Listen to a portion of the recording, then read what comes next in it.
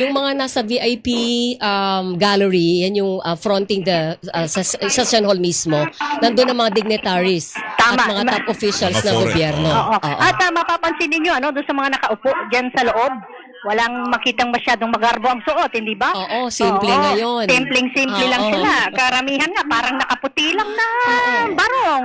O, ganun lang. Wala na yung mga palamuti-palamuti na kung ano-ano pang nakasabit-sabit sa kanilang mga katawan. Oo, nakakapanibago lang makita yung South Wing and North Wing na wala yung red carpet. Wala. First time in history na nangyari na wala, hindi present si red carpet. At saka wala yung photo booth.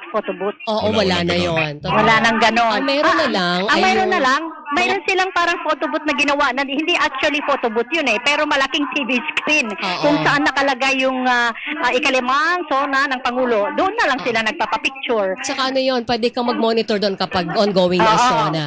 Yun, Yes. malaking doon sila manunood yung mga nandyan sa loob ng Batasan Complex na hindi nakapasok doon sa loob ng plenary hall. Doon sila pwedeng manood. May ideya tayo kung hanggang anong oras sila mananatili dyan sa loob ng holding room?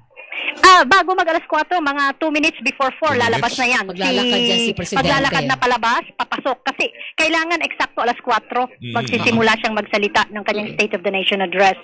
At sabi nga ni Yusek Lea Castro, mga 1 minute and 20 1 hour and 20 minutes. Kaya lang yun ay practice lang. Kumbaga Oo. nagmadali na madali pa siyang magsalita.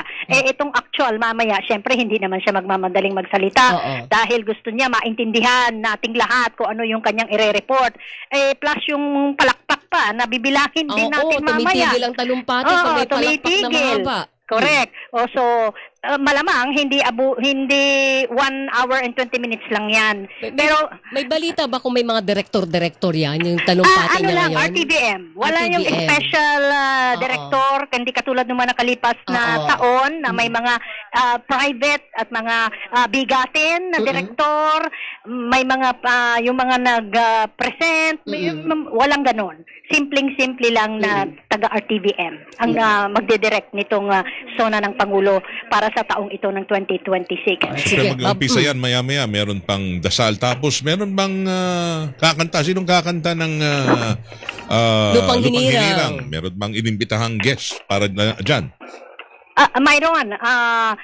Antabayanan na lang natin Wait lang